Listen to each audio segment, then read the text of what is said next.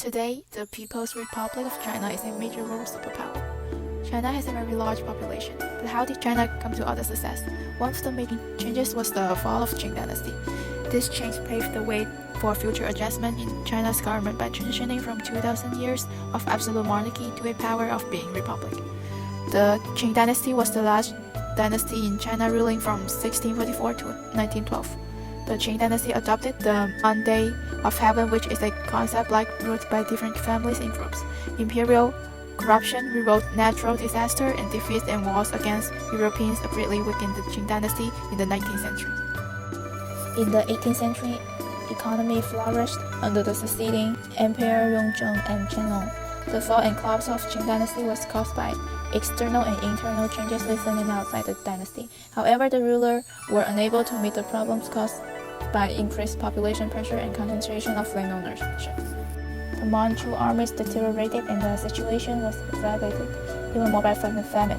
For modernization, westernization met opposition from conservative official bureaucratic inefficiency and corruption become widespread. The corruption, peasant arrest, population growth which leads to the Taiping rebellions in the south and north against the Manchu. A trade imbalance happened between Qing Dynasty and Great Britain. Great Britain was a very powerful colony empire once spread across the globe. Traders are very important for their local economies. There was a high demand for Chinese and Great Britain in Europe, but in low demand for Britain's goods in China. Great Britain was in debt to China and they had to do something to get out. Therefore, they started selling silver. However, silver wasn't so important for Chinese.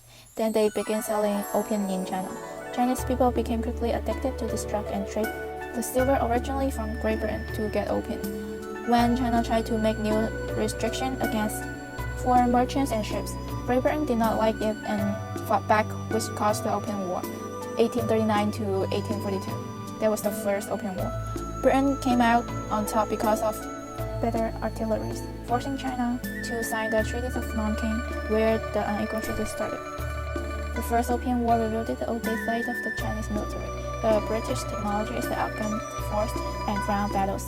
The Qing surrendered in 1842. Their defeat attracted more attention. As the Western power became larger, the Chinese income fell sharply. Britain tried to renegotiate the Treaty of the Pins in certain clause allowing British commercial access to Chinese river, and the creation of a permanent British embassy at Beijing. As the failure of the treaty to satisfy British, the Second Opium War started in 1856 to 1860. British and French joined forces together to attack and occupy Canton. In late 1857, the United States was involved in a minor conflict during this war. They ignored the United Kingdom's offer and did not coordinate it with Anglo-French force. The Qing Dynasty lost and Britain imposed unequal treaties and took control of millions of pounds of silver, compensates for the British loss of hope. At this time, Qing Dynasty suffered military defeat and loss of power.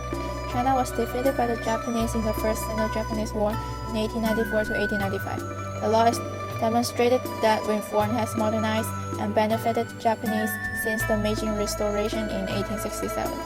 As the first time for the dominance of East Asia shifts from China to Japan, it suffered a major blow. The defeat was the catalyzed series of political upheavals led by Sun Yat-sen and Kang Yuan-wei, culminating in the 1911 Xinhai Revolution. There's the Box Rebellions in 1889 to 1901, as the instability of Qing government created conditions that led to the emergence in 1900 local group of Boxers, proclaimed support for Qing Dynasty and killed foreign missionaries and large numbers of Chinese. After these rebellions, the Qing Dynasty tried to reform itself to please both Chinese people and other nations, but despite his effort, the dynasty needed to replace Sun Yat-sen or Sun Zhongshan from the Revolt China Society in 1905, the radical groups of China who became Nationalist Party of China, which will embrace nationalism, democracy, and freedom. In 1908, the Empress of Qing died unjust and in fact, Emperor 6 years old exists with lack of stability, therefore he gave up his throne in 1912, while urging in a Republican China, which led to the fall of Qing Dynasty and formed the Republic of China, but only lasts for 37 years, then there is the modern China.